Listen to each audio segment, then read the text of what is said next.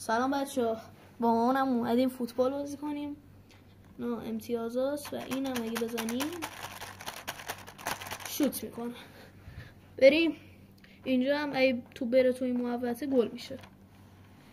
سلام بچه، اومدم با مامانم فوتبال بازی کنم. بچه این دکمه رو اگه بزنیم شوت میکنه و اگه توپ بره تو این محوطه گل میشه.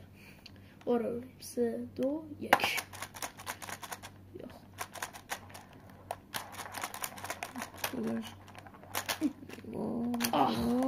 کمک. 1-0 به نفع مامان. 1-1.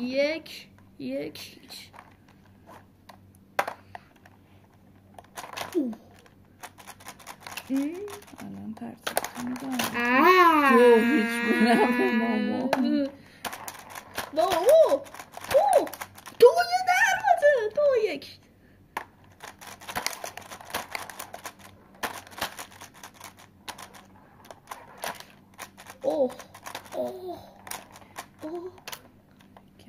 که من جامو میبرم. بابا ساکت بده. من جامو میبرم فکر کنم. جام جهانی.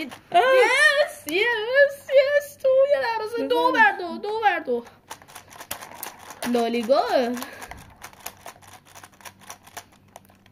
شانس بابا رفته. تیم پرسپولیس. نه پرسپولیس نه. برنده همین توی دروازه برنده استقلال قهرمان.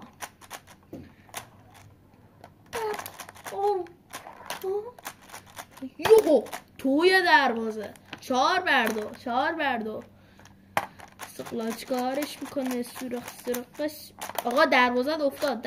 دروازه اشکال نداره. نه بده. اشکال نداره. بدونه تو چرا یه جوری بازی میکنی انگار مثلا عجیبه.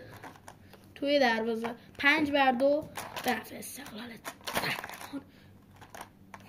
دروازه خیلی تاثیر داره. 6 تایی های 6 تایی 7 تایی های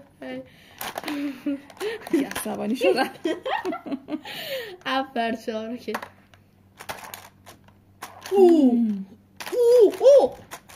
بزن 7-5 نزدیکی.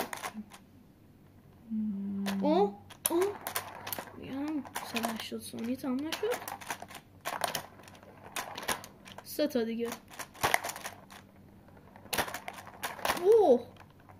بابا یه